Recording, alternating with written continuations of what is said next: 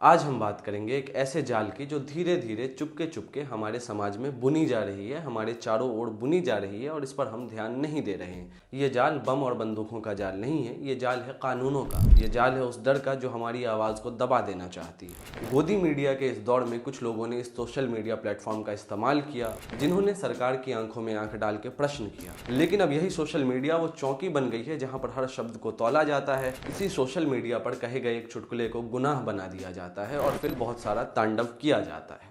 तो क्या ये सब सिर्फ एक संयोग है या फिर ये एक सोची समझी साजिश है? आज की वीडियो में हम इसी को समझते हैं। अगर मैं सुनना ही बंद कर दूंगा तो फिर तो मेरी गलतियां कभी ठीक नहीं होगी, न मेरे देश का भला होगा।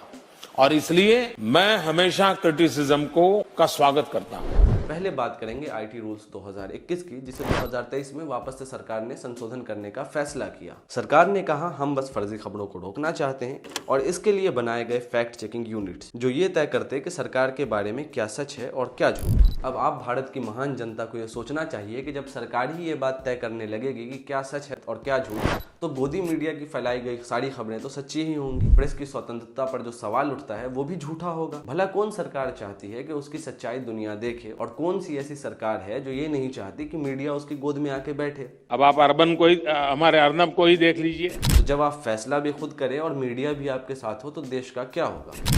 इसी के खिलाफ कुणाल कामरा ने कोर्ट में याचिका दायर की। कुणाल का कहना था कि ये आजादी पर हमला है और सवाल पूछा कि अगर सरकार ही जज बन जाएगी तो फिर सच का ठेका कौन लेगा। कोर्ट में अभी भी ये मामला अटका हुआ है, लेकिन सरकार का यहाँ पर इरादा साफ झलक रहा है। नियंत्रण चाहिए, पूरा नियंत्रण। अब आप अमृतकाल के वर्ष 2025 में प्रवेश करिए और याद करिए फरवरी महीने को जब रणवीर अलाहाबादिया का मामला जोड़ पकड़ा, क्योंकि रणवीर अलाहाबादिया ने समय रैना के शो इंडियाज गॉट टैलेंट में एक जोक कहा। इसको लेकर के खूब बवाल काटा गया। टीवी डिबेट से लेकर सदन तक में हल्ला हुआ, लोग भड़क गए, एफआईआर हुआ, गुस्सा फैला। सुप्रीम कोर्ट ने फिर कहा ठीक है गिरफ्तारी नहीं होगी, लेकिन अब तुम बोल नहीं सकते। मुंह पर ताला लगा दिया गया और इसी बहाने संसद में बैठे लोग चिल्लाने लगे ओटीटी और सोशल मीडिया के लिए सख्त कानून बनाने चाहिए। और एक गलती अचानक से पूरे देश की आवाज को दबाने का एक बहाना बन गया। अब ताजा मामला कुणाल कामरा का। कुणाल कामरा ने महाराष्ट्र के उप मुख्यमंत्री पर एक चुटकुला कहा, जोक कहा अंग्रेजी में। जोक भी ऐसा जो पहले कई और लोग कह चुके हैं। वही शब्द जो कुणाल कामरा कह रहे हैं वही शब्द एक बार अनुराग ठाकुर ने भी कहा था।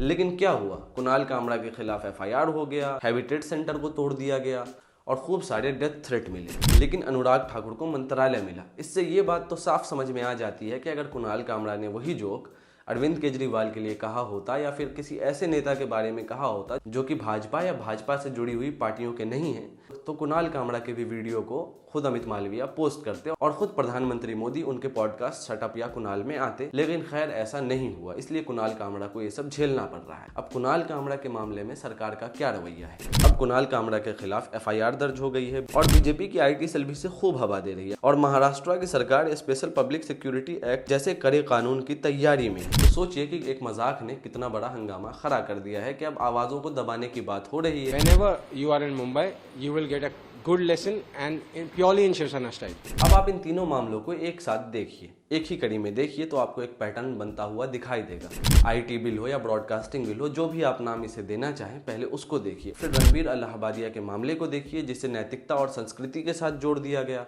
और अब कुणाल कामरा का मामला। इस मामले को इस तरीके से पेश किया जा रहा है, अगर कोई भी व्यक्ति ऐसे संवैधानिक पद पर बैठे व्यक्ति के बारे में इस प्रकार से शब्दों का प्रयोग करता है तो वो देशद्रोही हो जाता है, उसको मार देना चाहिए और जहां ये बात बोली गई है उस स्टेज को तोड़ देना चाहिए। इसलिए मैं स्टेज पर खड़ा होकर नहीं बोल रहा हूँ, मैं अपने कमरे में चुपचाप एक कोने में वीडियो बना रहा हूँ।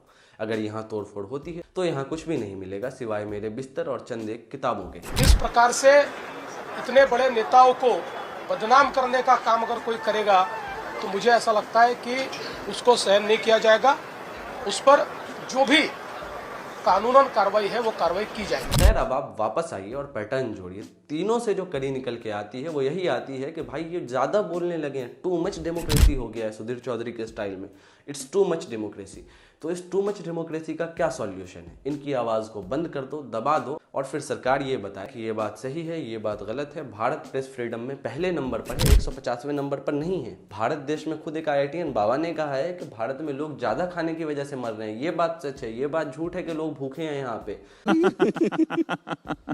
इन सब चीजों को बीजेपी, गोदी मीडिया और बीजेपी के समर्थक सार्वजनिक व्यवस्था और राष्ट्रीय सुरक्षा का नाम दे रहे हैं। लेकिन सवाल यही है कि संविधान जो हमें बोलने की आजादी देता है उसका क्या वो सिर्फ कागज पर सिमट कर रह जाएगा? सोशल मीडिया जो कभी हमारी आवाज था, अब सरकार की कहानी का धीरे धीरे हिस्सा बनता जा रहा है, बन चुका है। तो सवाल ये है कि क्या ये सब सेंसरशिप की साजिश है, आपके और हमारे आवाज को दबाने की साजिश है?